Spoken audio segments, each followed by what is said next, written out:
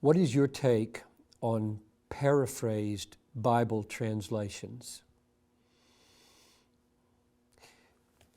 Back in the 60s, we loved Phillips' paraphrase.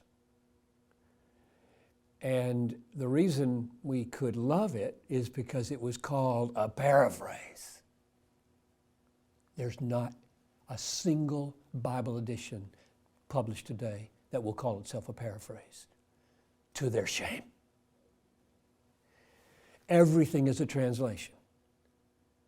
And the reason is because with the emergence of dynamic equivalence understandings of translation, anytime you try to distinguish between a paraphrase and a translation, the person who holds one of those views will say, all translation is paraphrase.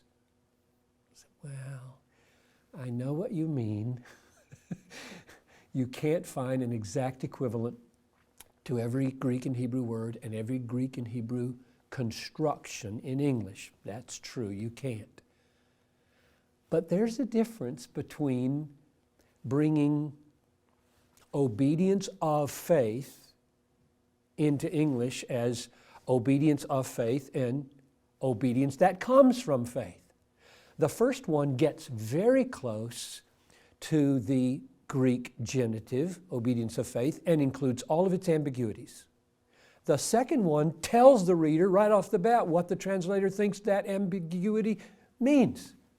And I don't think translators should do that unless they have to, and they often have to. So yes, there's a difference between a paraphrase, and they're valuable as interpretations. And so we ought to put right on the front of the message a paraphrase of the Bible, and then it would be valuable. Everybody could read and say, this is Eugene Peterson's interpretation of the Bible, and we would get gobs of insight from it.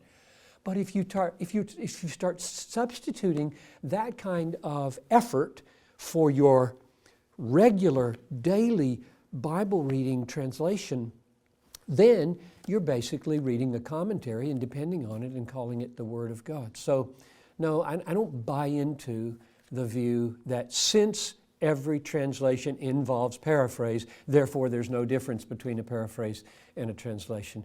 We ought to distinguish, and we ought to publish both and make the reader aware of how he should use them.